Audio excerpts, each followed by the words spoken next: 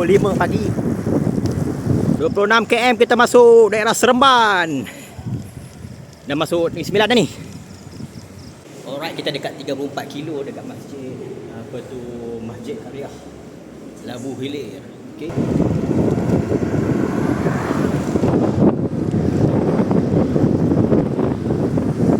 Kilometer. Pukul 8.40. Let's go. 100 km rolling. Ayan. Dah mula panas lah. Pukul 10. Oh, 151. Pekan nyalas CP2. Nyalas.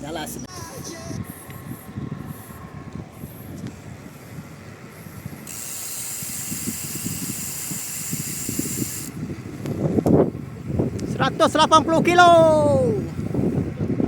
Right.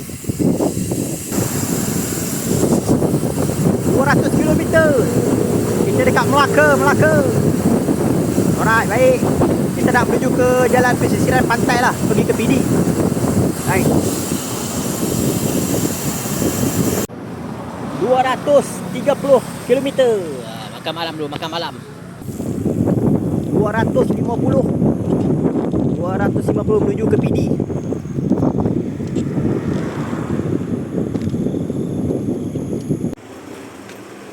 Okey, CP3 280. Mantap. Ya.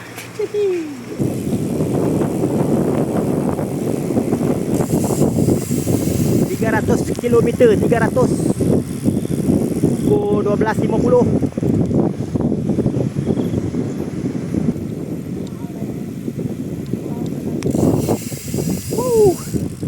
350 kilo.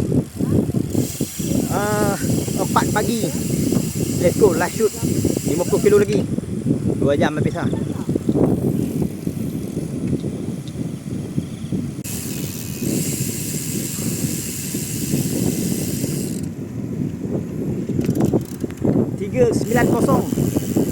Let's go. 10 km lagi kasi habis.